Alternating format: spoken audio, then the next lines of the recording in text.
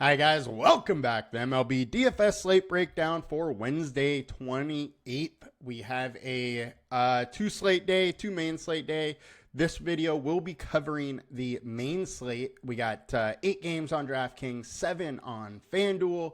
They start at 4:10 Pacific, 7:10 Eastern time, and this is the second time I'm filming the video because I did have some audio issues. Because of that, I'm going to skip the review just to get into it a little quicker because we have less time for people to view it.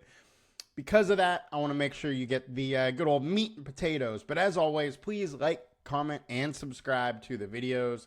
Helps us a ton just to, improve our reach and all of that. Keep giving you guys more and more content for free. Now, let's get into it. So our highest owned pitcher, we got Freddie Peralta. Now, pitching is rough today. And that is, I got to say that to lead off this situation because Freddie Peralta straight up has been bad lately. 5.58 FIP over his last 5 starts, 4.5 over his last 20. K rate's way down. Something might be off of him, but we know the body of work and the history of work, and that is why I believe he is still being high owned. Giants also haven't been great versus righties. They have been much better of an offense as a whole. They've been hitting some home runs, and that's really how they've been scoring the runs. 184 ISO, but low average, low WOBA. I'm interested in some Freddie P just because there's some upside, but I don't absolutely love the pick. And that's kind of my issue with him right in this spot here. So, I don't mind some, but I'm not going super hard on good old Freddie P. That is for sure. David Festa's next, 6.8K. I like him on DraftKings. I'm not going to have any on FanDuel. However, the reason being, he's only going 75 pitches. We have real nice strikeout upside, but he is going to be limited. Also, Braves been hitting way better versus righties than they were earlier this season. And I am absolutely interested in some David Festa. Don't mind some Braves bats as well. But that's kind of the situation we're in where we absolutely have to consider David Festa. 25% combined K rate on the slate. Next, we got Corbin Burnes. Corbin Burnes is kind of like Wheeler pick the other day. And I think we had another guy this week or yesterday maybe, that I was a bit worried about upside wise. And that's how the case is with Corbin Burnes. Frankly, it was Flaherty, which Flaherty also didn't really hit that upside. This is another situation. He's going against the Dodgers offense, which is very good. They limited strikeout. Burnes doesn't strike out much. He's a good pitcher, but I just don't see the ceiling being there today. Now, you may have to consider him just because of the slate has so few solid pitchers, but I'm not really trying to have much. Chris Sale. He is by far my favorite pitcher on this slate. I'm going to have a ton of him on both sites. One, Minnesota's been bad versus lefties. We have met at almost 28% combined K rate on this slate. I don't care that he's 11K. We have met 2.3x, which is best value on the slate. Give me the Sale, and I'm going to move on. This slate is just bad for pitching, so that is the big thing there. Erod versus lefty. We went over him yesterday because he was going to be the starter. He ended up not being, and so now he is on the docket today. Only issue, Mets crush lefties. So I'm a little worried about that, but Erod is a solid pitcher. He's 8.5K. I wish he was a little lower. I just don't expect much upside at that price, and that is my worry with him. Joe Musgrove, we do have to worry about his pitch count a little bit. He only went 75 in his last time out. However, he did make it 7 innings in that. He can be very efficient. I expect that if we went 75 last time, he could work a little higher. This time, maybe into the 80s. Only worry is that he's averaging 30% less fantasy points away.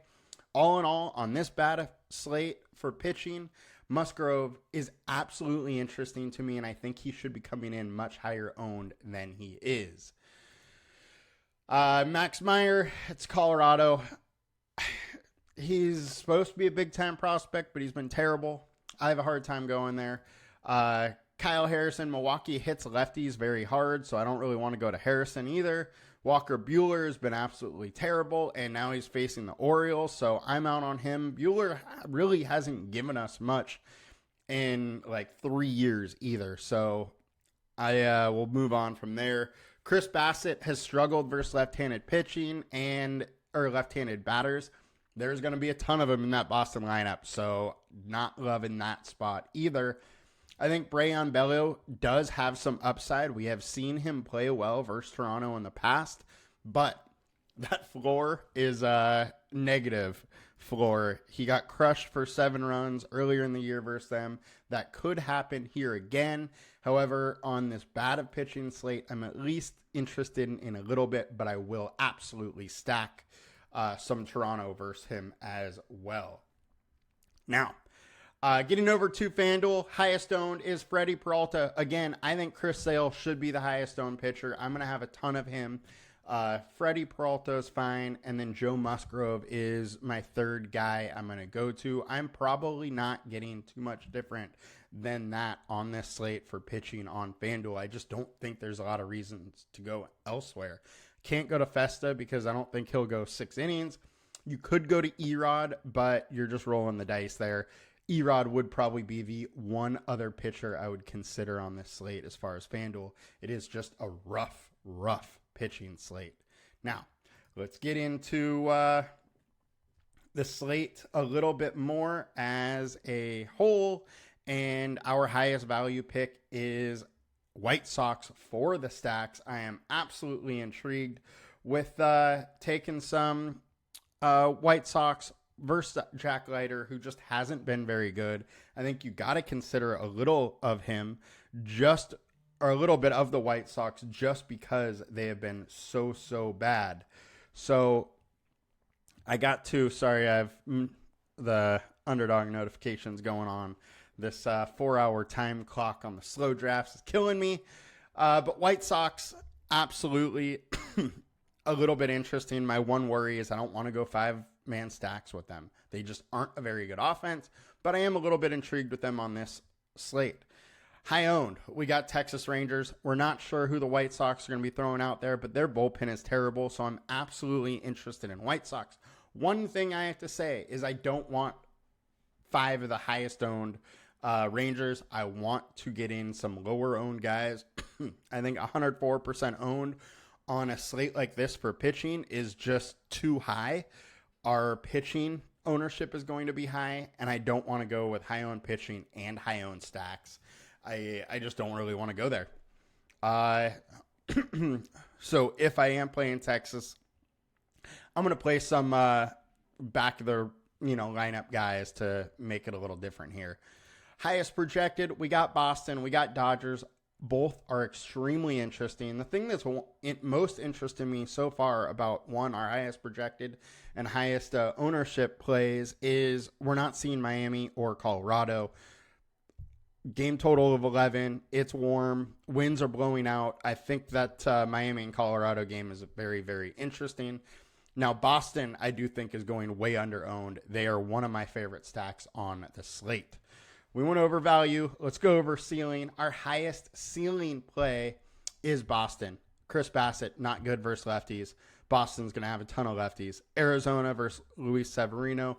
Very interesting. Arizona's just been hitting the ball so well ever since the All-Star break. So got to like them, as well as Milwaukee. I think there's a lot of stacks to like that allow us to get different. So high-owned pitchers, whatever.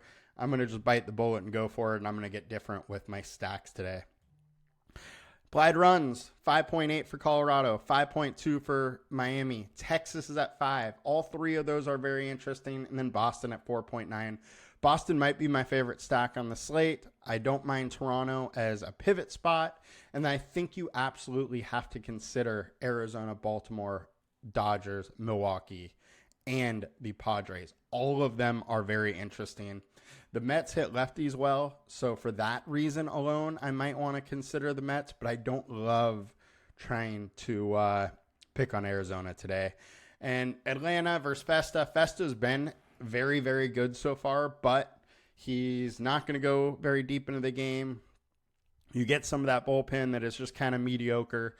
And he's still a prospect. He can get got. So I think they're a low-owned stack you could do as well. Now that will do it for us today. Hope you guys make some money. Good luck, and I'll talk to you guys later. Peace.